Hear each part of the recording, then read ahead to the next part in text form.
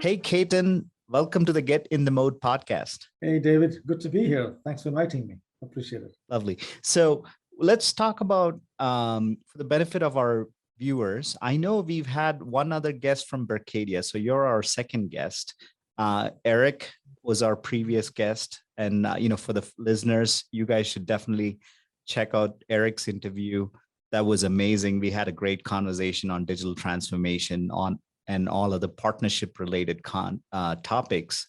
So I recommend you to check it out. But Ketan, why don't we start by, kind of talking about Berkadia? What is Berkadia all about?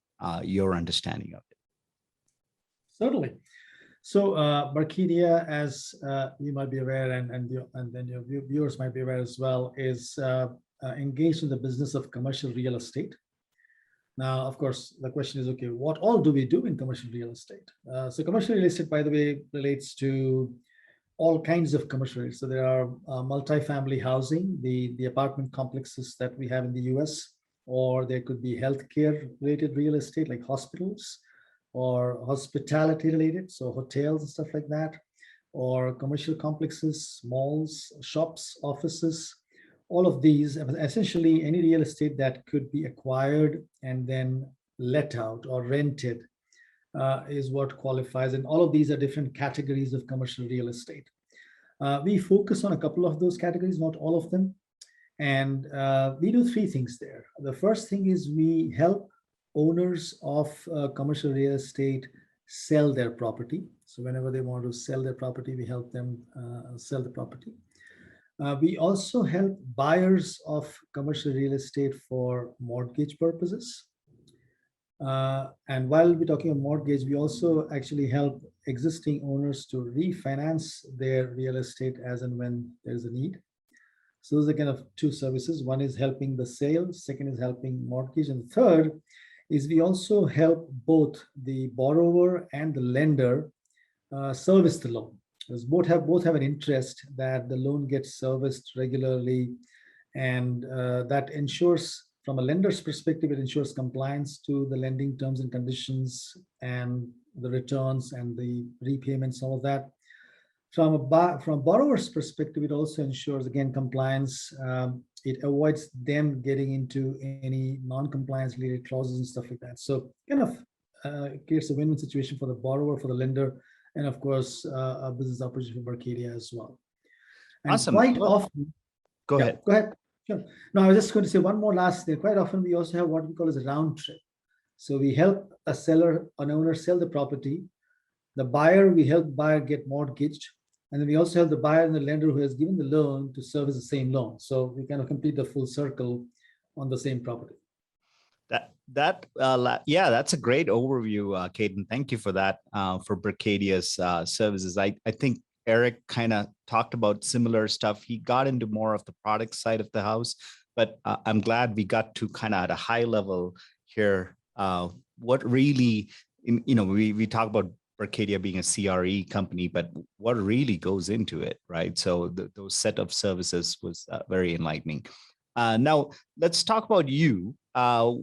Give us a little bit about your background, what brought you to Berkadia, perhaps kind of introduce yourself to our listeners. Sure. Before I came to Berkadia, I worked for quite a few great organizations, and I learned a lot over there. So I thank those organizations as well. I was with Microsoft twice in two different stints, both the times working for the Office division there. Between those two stints, I led a pretty large operation for SunGard Financial Services, which was then SunGard, now it's part of FIS. And after the second stint at Microsoft, I was the global CIO for core banking, microservices, and APIs at HSBC. So it was a very big and global role. What attracted me to Berkadia are three things. One is Berkadia has a disruptive technology vision that is not just disruptive for Berkadia, but disruptive for the entire ecosystem of commercial real estate. So we work very closely with the GSEs and quite a few other partner companies as to how do we disrupt the overall commercial real estate sector leveraging technology. So the vision is very compelling. which means there's a lot of good stuff to be done here.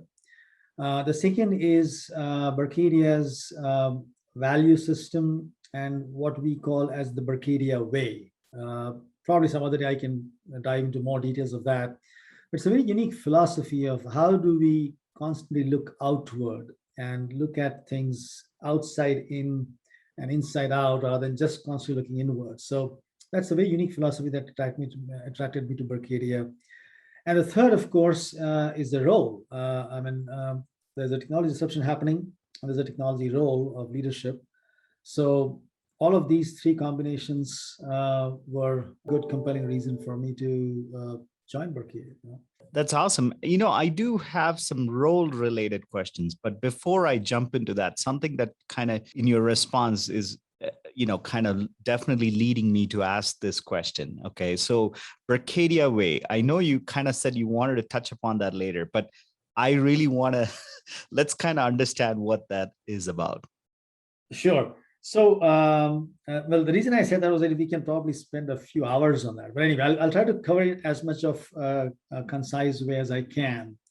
So there are various concepts and tools. Essentially, the idea, it is the foundation of Berkadia Way is on the concepts, two basic concepts. One is self-awareness. So being aware of oneself as an individual, as a person, as a human being, less as a role. And second foundation is empathy. So let us say if you and I are colleagues and you are leading some part of the technology organization, I'm leading some other part of the technology organization, obviously we have to collaborate, our teams have to collaborate. And as we do that, we'll obviously have different ideas, different thoughts, different approaches, different what's and hows of doing things, all of that. And those are the root causes of difference of opinion sometimes, disconnect, which can eventually lead to lack of collaboration, all that. But if we are self-aware that my doing this, how it would affect you both positively and or negatively. Right. So higher the level of self-awareness, I'll be that much more open with you. I'll be less guarded.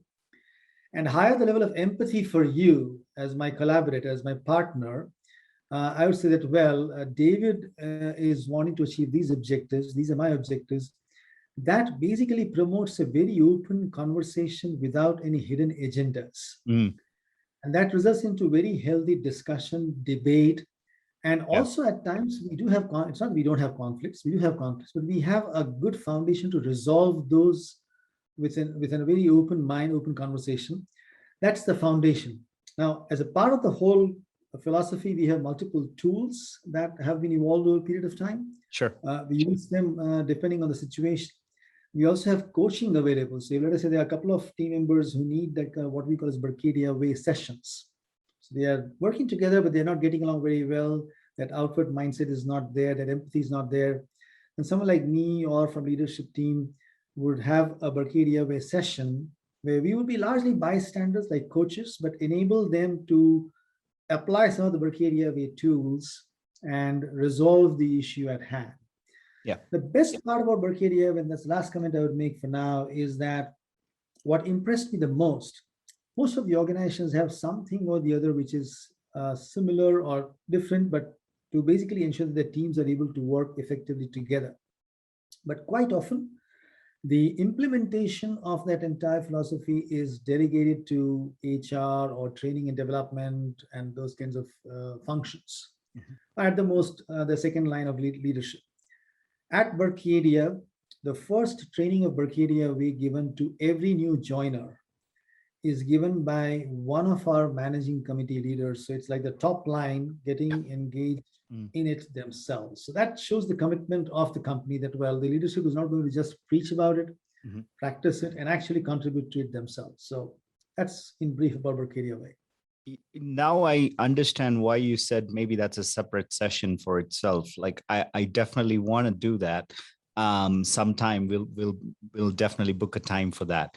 Sure. But it's great how you guys have a system or a stack in place that's self-awareness with empathy, because, granted, we all serve our self-interest. We all come to the table with, a little bit of what we want in the bargain, right? And how do you, share that honestly and candidly, in a manner that, okay, just like you said, like, what is David's point of view and what's his interest in this, which is what is actually putting yourself in my shoes to have that empathy. And honestly, I think it leads to trust, right? I mean, the end result is, now I trust you, Ketan. I'm going to be more open to collaboration. I'm not going to be guarded. Like, I think a lot of times, even in technology, we see these silos, right? The silos is a cultural phenomenon as much as a technological one, right? Yes, more so cultural. I completely agree with you there. Yeah. So thank you for that. So I think that's a great one. Now let's kind of dive into some role questions I have for you. You're the CTO at Berkadia. You guys also have a general manager who's kind of leading the product division. And then you also, which is Eric, and then you also have a chief data officer, another CIO role. Most of our listeners are CIOs. What I'd like to understand from you is sort of like, how does the CIO CTO collaboration take place? What are, at least at Berkadia, using Berkadia as an example, and you've also been a global CIO in the past. I'm curious, since you've played both those roles, curious to hear your understanding of how the collaboration works typically and how it should work. Perhaps there's two parts to that question. Sure. And before I get to the two questions, I would like to just take a step back and provide some context. I have had the fortune of being with this industry for more than 30 years. And as a result, I have seen this industry grow from the punch card mainframe systems, which many people might never have seen, to what it is today in terms of cloud and devices and smartphones, all of that. If we go back in time, about 15, 20 years ago, when the CIO title and the role evolved, it essentially included everything that happened in the technology area. So it would include purchase of hardware, through networking, through data management, data security, all of that. And of course, software for sure. I mean, buying software, building software, implementing various tools and technologies within the organization, right from MS Office to whatnot. As industry has grown over a period of time, a lot of functions that were kind of all merging into the CIO role have themselves grown, and the CIO role itself also has grown substantially.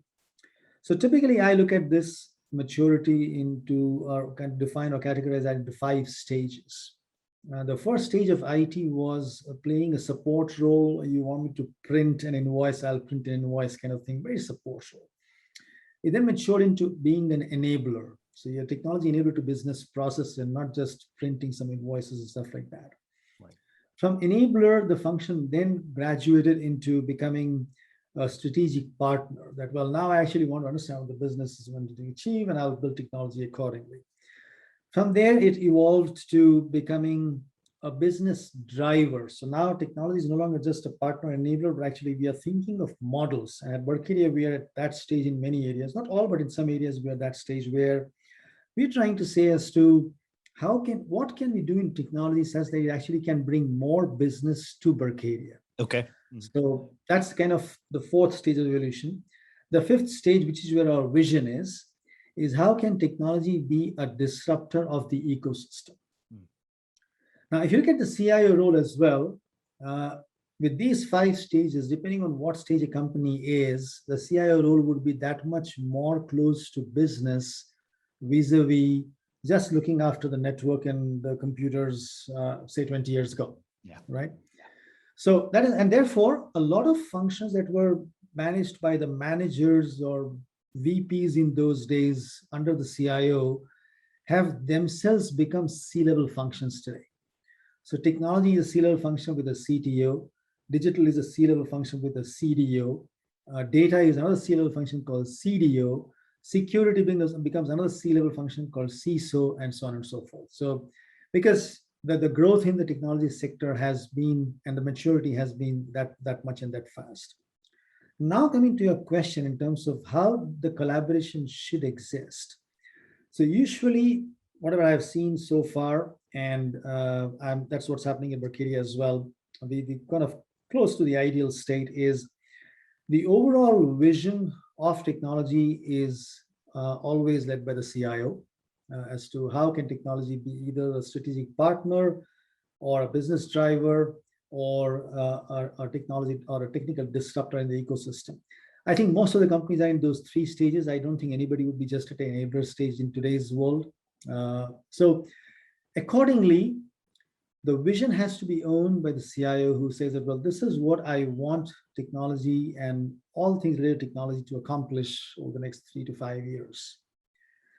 The CTO has to be kind of the right-hand partner, if I may call it. And nowadays, I would say security, data, all of them have to be, so maybe the CIO has to have multiple right-hand partners. Sure.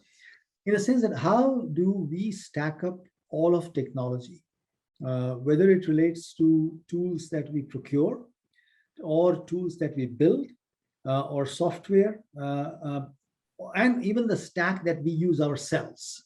So we build software, let us say Berkadia builds software on a stack called Mean. So we do a lot of work on Node.js and Angular and stuff like that.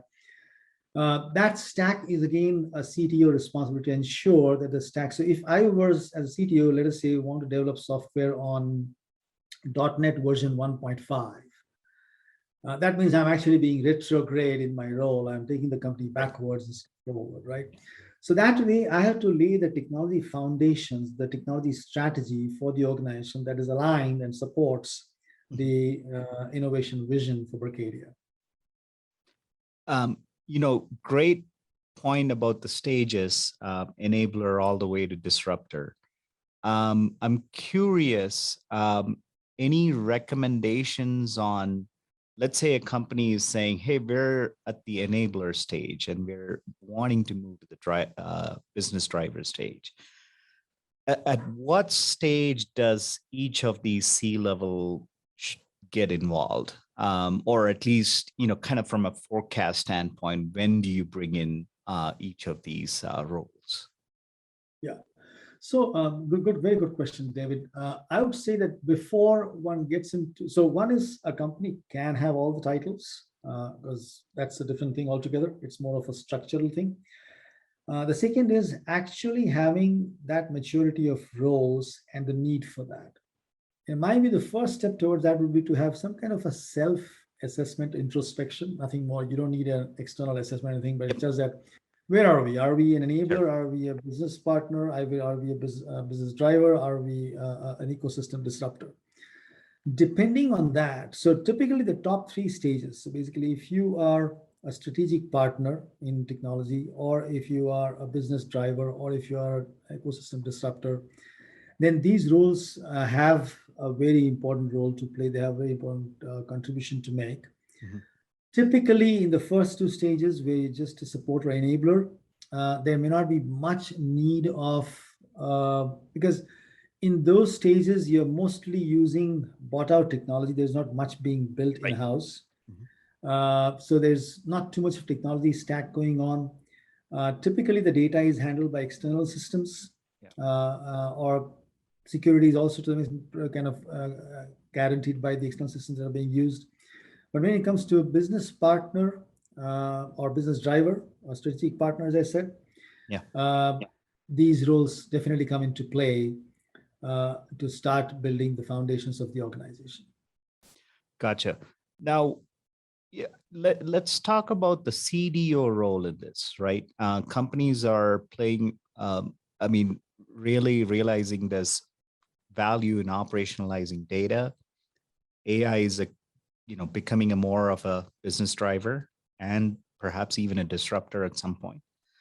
How does a company realize that they've got enough data to bring in perhaps even a data architect or a data officer? Yes. Again, a very good insightful question, I would say, in the sense that if a company is handling or managing one, high volume of data, second, the nature of data. So if that high volume of data consists of a lot of PII, for instance, or if we are also procuring, because nowadays we also are able to procure data from third parties that are useful for our business. There's a lot of data providers, right? And when we have those data providers giving or selling us data, we have to honor those contractual terms and conditions as well.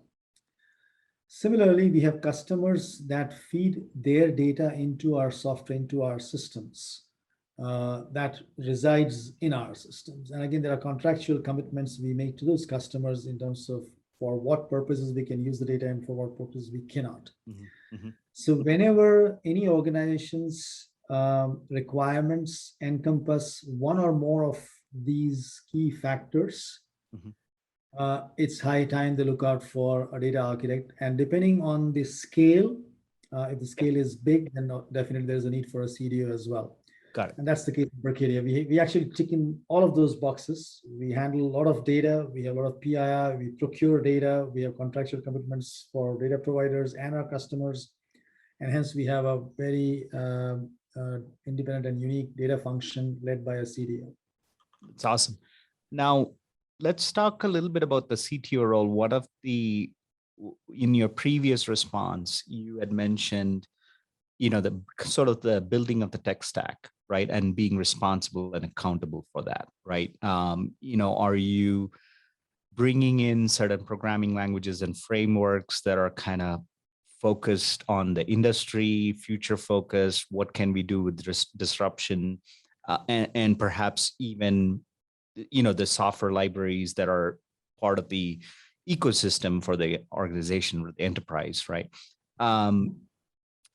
My question there is the CTO also responsible to help with the CIO in sort of like, we talk about buy versus build decisions, right? When you talk about frameworks such as Node and Angular, you're talking about build, right? More of a build function. Is CTO more a build function, or can it also be a buy function? If so, if you say both, I'd like to know what's the role in the buy function. Correct. That's a very, very good question. I would say one of my favorite topics for discussion as well, honestly. The reason I say it's my favorite is that there are a lot of conversations historically in the tech sector that have happened in what I typically refer to, and probably one day I should patent this whole concept, that it is what I call is the OR paradigm. So if you go back 20 years again, project management, the PMP certification, the PMBOK and all that, it used to say that there are 4 or 5 constraints depending on what level you are at. Right. So you have scope, you have quality, you have schedule, you have cost. Typically those 4. Eventually they added security as well. And normally the recommendation was that 1 or 2 of those 5 constraints should not be a constraint for a project to be successful. So I call that as an OR paradigm. So you can either have any 3 of those 5, you can't have all the 5. And then I refer to what I call as the iPhone moment. So before the iPhone came in, we had a computer, we had a phone, we had a browser on our computer. We, of course, had some music devices as well, like an iPod or whatever, but we had different devices to do different things. Right. We had a projector for viewing videos and stuff like that. Suddenly, this iPhone moment happened when you got everything into one device. And I call that as a transition from the OR paradigm to the AND paradigm. Okay. So the world from there on, last 15 years, has been constantly moving away from the OR paradigm or the versus paradigm to what I refer to as the AND paradigm. So if today I were to tell somebody, any of my stakeholders, look, either I can give you a quality software or I can give you a software on time. All right. Is that going to be an acceptable OR paradigm anymore? Right? And never. I mean, they'll laugh at me, just as you did first, right? Rightly so. that you can't, it's, and look, I want it fast and I want good quality as well. And what kind of question is this? The response I'll get. That is the paradigm we have applied in multiple such questions at Berkadia as well. Mm. And I'm happy that I brought that thought process here. So we don't see it as buy versus build. We always see these kinds of questions as buy and build.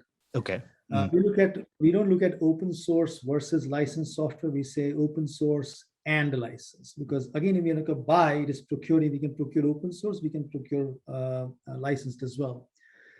The focus of all of this discussion has to be driven by business needs, business value, core competencies that the organization has and wants to build, the total cost of ownership of technology function, and the ROI from our investments. These have to be the drivers of these kinds of discussions and decisions, and not what was 10, 15 years ago that, well, my favorite is Java and your favorite is BASIC, and therefore that is a stack we introduce, right? That doesn't make sense. Yeah. When we do a buy and build discussion at Berkadia, we say that, okay, what are the core competencies that we want to develop? And we can. So let's take a scenario here, a real scenario. Yeah. Workflow solutions are a backbone of many organizations today. Sure. Including the work we did at Berkadia. There is a thought process that an organization should build its own workflow. Now, if Berkadia were to build its own workflow, will I have the competencies? I don't. Can I even build them? Would a workflow specialist, somebody in workflow architect for 20 years, would he or she want to join Berkadia versus joining a Pega or the workflow, the multi-million-dollar workflow companies, right? Yeah. They would have much more career opportunities there than here. And the last thing is, do I really want to reinvent the wheel and play a catch-up game? There's the companies out there that are making tens or hundreds of millions of dollars of revenue from workflow solutions. Berkadia is not a workflow. We are in real estate business. Yeah. So we have to build solutions that are real estate specific. We have to buy things that are common commodity software, and buy again, depending on the TCO and ROI, we may go for open source. We may go for licensed. So that's the kind of model that we have adopted here. And that's something that I've been working on for the last 8-10 years. And in most of the organizations, the AND paradigm has got the required traction and attention. That's the right way of thinking today. You know, Ketan, you mentioned patenting. You should write a book on this. It's such a challenge for a lot of CIOs and CTOs that we talk to here in the podcast. And you've addressed that very nicely. And thanks for sharing that. Now, let's dive in one step further in that paradigm, right? So in terms of, you mentioned TCO, total cost of ownership, right? How do you even get into sort of like predicting somewhat, like, when you are, let's say you go on this build route, let's say, something that is related to your real estate operations, and you feel like the data and, the people the talent that you should have in-house requires it to be built right in-house. But my question is, as a CTO, when you kind of look at the balance sheet and the, kind of budgeting for all of this, right?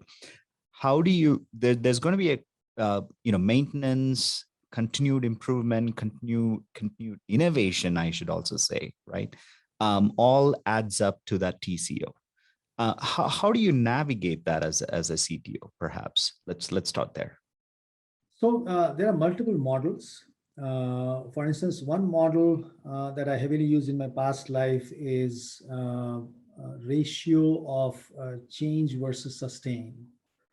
So if I have $100, I'll probably reserve $30 or $40, depending on, again, the landscape of the organization, the technology stack. There are so many factors that go into it. But I reserve a certain portion of that budget for sustaining operations, which is maintenance and some continuous improvement or adding features and all that. Do you have a percentage value for that, like typical What could be It the would any vary. guidance? Yeah, it would vary. It would. I can probably share some factors that one could consider for determining that, but it would definitely vary substantially. So, if an organization has a massive legacy stack, and by legacy I mean any technology which was implemented on or before 2010, so anything that's more than 10 years old, that has a huge influence on how much budget you need to maintain for reserve for sustaining versus creating new stuff. And I would say almost one thumb rule, and again, this is not be applied without any other factors to consider because there are many other factors to be considered as well. But one thumb rule could be that the percentage of legacy software in the overall scheme of things is the percentage of budget one could reserve for maintenance. Just a thumb. Yeah. Yeah. However, there's a catch in that thumb. There's a trap in that thumb rule as well, which is if you keep doing that, you're going to keep expanding your legacy continuously because you're pouring more money into legacy. That's right. So therefore, that brings in the second very important factor to be considered when you determine the percentage as to where do you want to go from here, 3 years, 5 years down the road. Yeah. You want to move away from it, then start throttling your maintenance budget, which is what I did at one of my past organizations, where I throttled it from almost like 50% to 25, like half, Right. literally. Mm-hmm. So nothing more than this for maintenance because I want a lot of stuff to be done in the new world. Right. So strategy for future, the current stack, the competencies we have. If there are, for instance, an organization could have a very rare software, like in one of my past organizations, we had Smalltalk implemented. Right now, that's a very rare skill. You can't say no to the investment because otherwise it is influence some of the key areas. Or I'll talk of Lotus Notes, another Right. very popular, but very old stack. So some of those things also play a role. So stack, uniqueness, competencies, future strategy are some of the factors one should consider to determine as to whether the ratio should be as low as like maybe 10%, or maybe as high as 60%. That's the range I have seen in my life so far.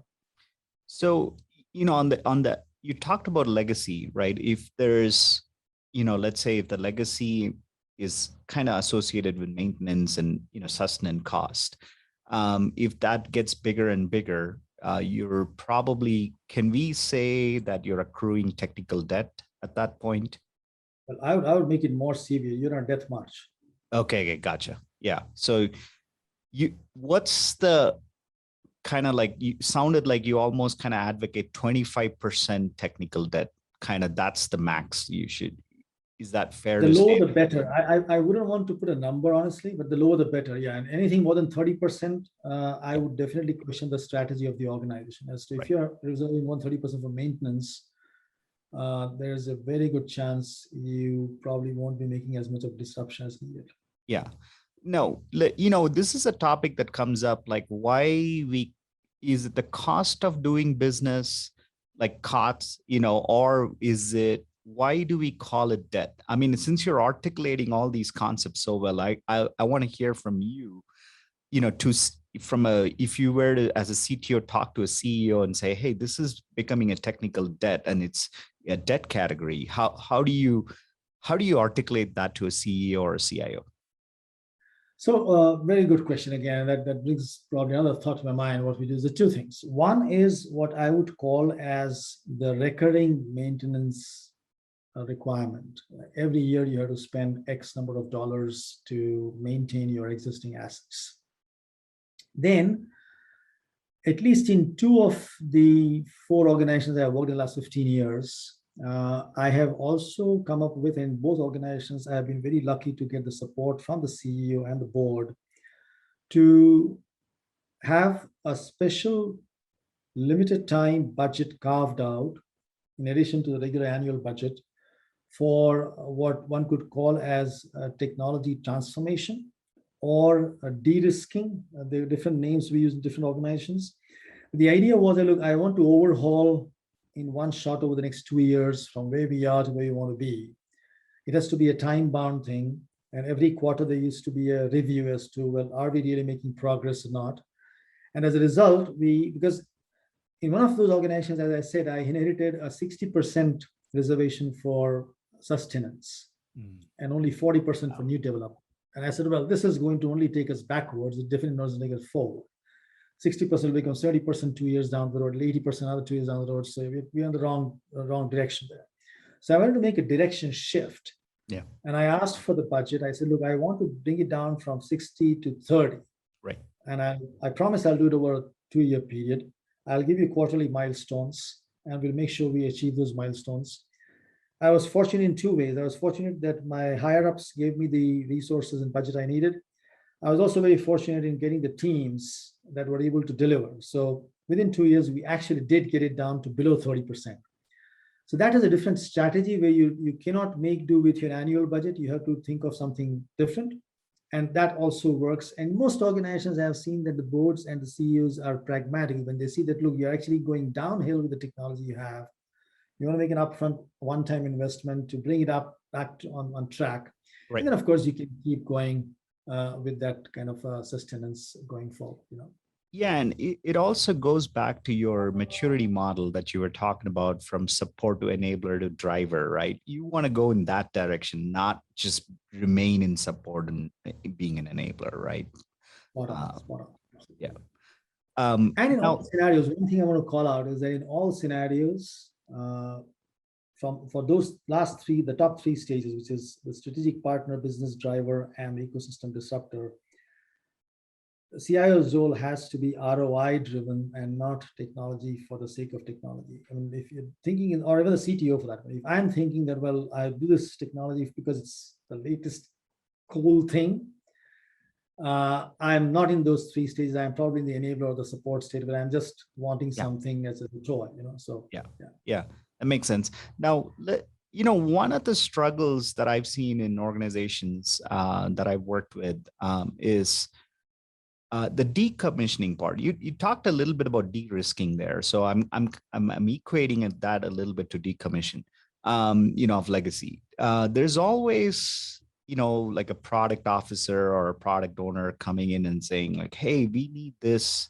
supported because we're losing a couple of millions or millions of dollars on this, on the revenue, because we're not able to support this in the legacy. And sometimes you may say, hey, that doesn't, this might be a quarterly milestone effort and it doesn't justify the budget for that effort, right? So how do you navigate that as a CTO? Like, what are some, you talked about empathy and, self-awareness. So from that perspective, how do you approach that conversation? Well, first of all, I must appreciate the way you're diving deeper into the questions. You're asking some really, really good technical questions here, and thanks for that.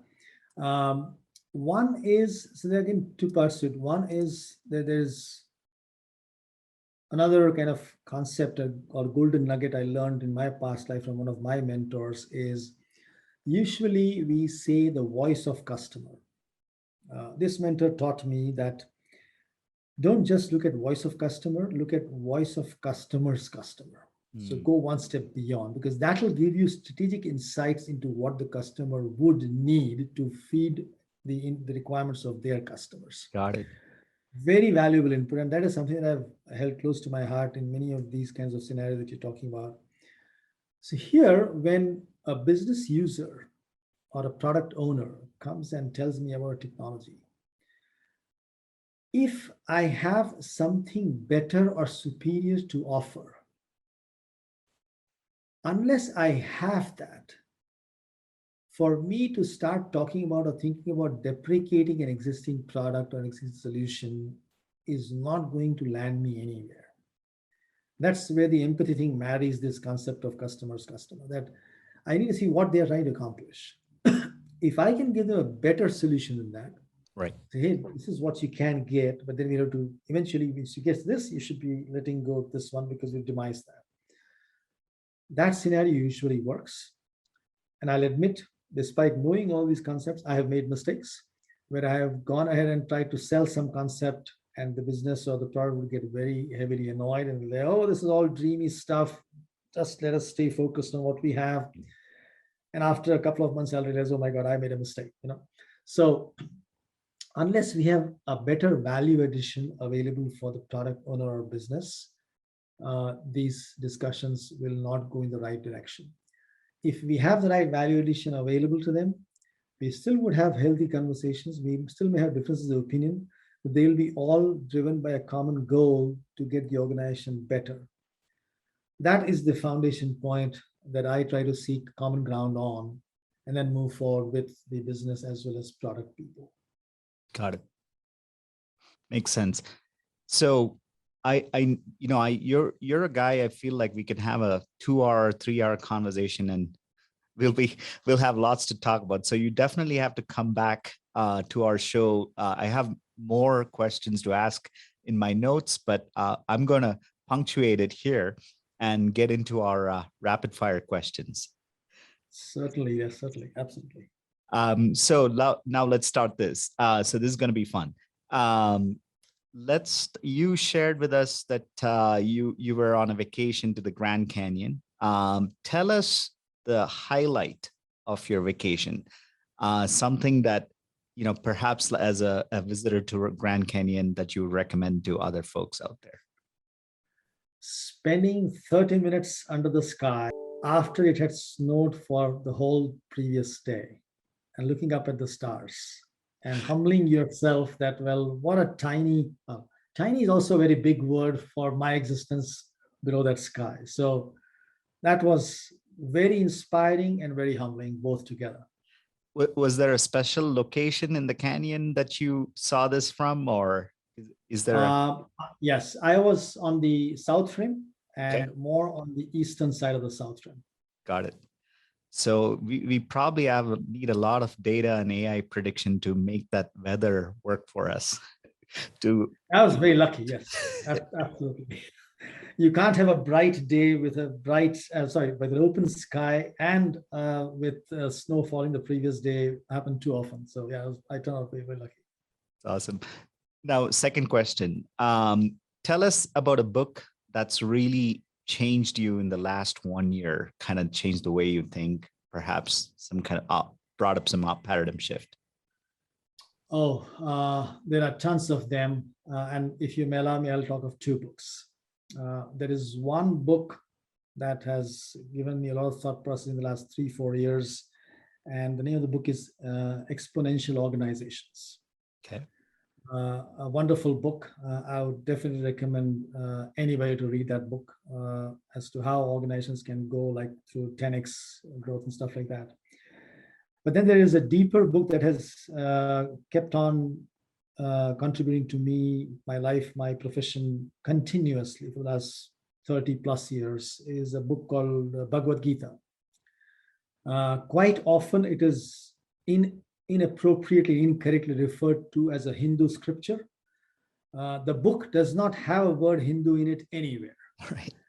It is as much a Hindu scripture as physics is a Christian scripture. I put it that way. Right. So for some reason it got labeled that way. But if anybody reads it, and there is in fact, Mahatma Gandhi used to say that if you have a question in your mind and if you have trust, just open the book. And any page you land, the verses on that page will have answers for your question.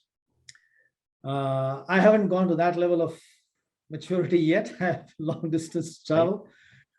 But reading it regularly definitely helps me get a lot more insights into myself, the world around me, and how I am, again, the same tiny little spot in this universe. So yeah, and it's, those Bhagavad Gita, you definitely, it's one of those books you kind of have to meditate on what you read. Like even if you read one passage, it's not like, oh, you just read it and then it's one of those books you kind of absorb and meditate. So yeah, thanks for the recommendation.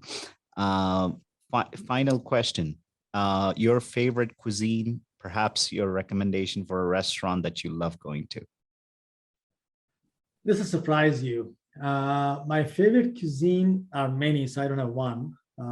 But the restaurant and the best food I've had, I'm a vegetarian, and I have had some of the best Chinese traditional vegetarian food in Guangzhou and Xi'an. Okay. Recommended places, walk into any monastery in these two places, in these two cities, Guangzhou and Xi'an. Those Buddhist monasteries have phenomenal cafes or restaurants. They serve wonderful Chinese vegetarian traditional food. It's kind of surprising. This is news to me because I've always thought about Chinese as more kind of, meat and chicken and all these different kinds of, not so vegetarian options, right? So it's interesting you say that. Like, what are those vegetarian options? What do they have? Like, I'm sure there's rice, but I'm curious what other. Well, that's very interesting. So and that precisely, your point is spot on, and that precisely the reason I shared this with you, because normally, I mean, many people that I've talked to so far, I said, "Oh, Right. really vegetarian in China? How did you get that?" And I said, "Look, actually, there's some really phenomenal restaurants there, and by the not just monasteries, there are some good only vegetarian restaurants in Guangzhou and Xi'an as well. They don't Wow. serve non-veg, Ah, right? Now, also interestingly, most of those dishes do not have rice, no right? way. Yeah, so Completely. they're largely made out of different vegetables. Okay. They use a lot of green leafy vegetables. They use a lot of eggplants, Okay. of course, a lot of tofu as well. And of course, there's some, I'm not saying there's no rice, but it is not as heavily kind of rice based as we would think. Yeah. They also have some phenomenal recipes made out of green tea, for instance. Hmm. So those are the kinds of different recipes, and they're just lovely. Ketan, I completely enjoyed this conversation. This is probably one of my best podcasts, I should say. So I'm looking forward to having more of these conversations with you in the future. But thanks for being on the Get in the Mode podcast. Well, so did I. Thank you for asking such great questions. As I said, usually the quality of answers is determined by the quality of questions, I would say, right? So thank you for being a fantastic host. Thanks for getting me here. Appreciate it and loved talking to you. Thanks, David.